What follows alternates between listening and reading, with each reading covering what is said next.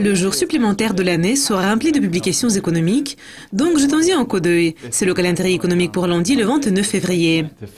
L'ordre du jour va commencer la veille à 11h50 du soir avec deux publications sur l'économie japonaise en janvier et les productions industrielles préliminaires en est une.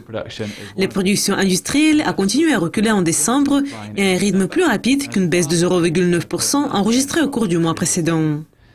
Les ventes de détail préliminaires vont paraître à la même heure. Les ventes reculent depuis 2 mois. La confiance des entreprises de la Nouvelle-Zélande pour février va paraître à minuit. L'indice a progressé jusqu'au plus haut sur 8 mois en janvier, comme la croissance a été enregistrée dans tous les sous-secteurs. Les mises en chantier du Japon pour janvier vont suivre à 5 heures. Les mises en chantier ont glissé en décembre, ayant partiellement inversé un gain de 1,7% enregistré au cours du mois précédent. Le baromètre économique KOF de la Suisse pour février est prévu pour 8 heures.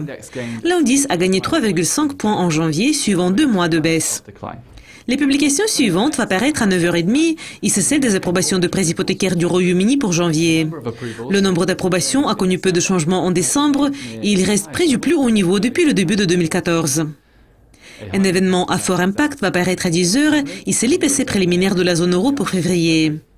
En janvier, les données préliminaires ont mis l'inflation globale annuelle au niveau du plus haut sur 14 mois, mais le chiffre a été éventuellement révisé à la baisse de 0,1 point de pourcentage. Les promesses de vente de logements des États-Unis pour janvier vont suivre à 15h GMT. Les ventes ont légèrement progressé en décembre, mais cela n'a pas suffi pour annuler une forte baisse de 1,1% enregistrée au cours du mois précédent. Le taux de chômage du Japon pour janvier est prévu pour 11h30 du soir. Le taux est resté inchangé au niveau de 3,3% en décembre. Les dépenses en capital du 4e trimestre du Japon vont paraître à 11h50 du soir. Les investissements ont connu une forte croissance au 3e trimestre, suivant un gain de 5,6% enregistré au cours de la période précédente. Les approbations en matière de construction de l'Australie pour janvier vont paraître à minuit et demi.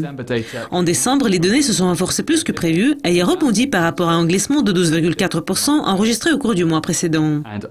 Les traders de l'EUSI devraient prêter une attention particulière à l'événement suivant, comme la Banque de réserve de l'Australie va publier sa dernière déclaration de la politique monétaire à 3h30. Le taux d'intérêt reste inchangé depuis 9 mois, comme les décideurs politiques restent optimistes sur les perspectives économiques. Je m'appelle Semiradit, vous avez regardé le calendrier économique pour lundi. Revenez pour voir notre prochaine révision des événements les plus importants prévus pour mardi. Au revoir.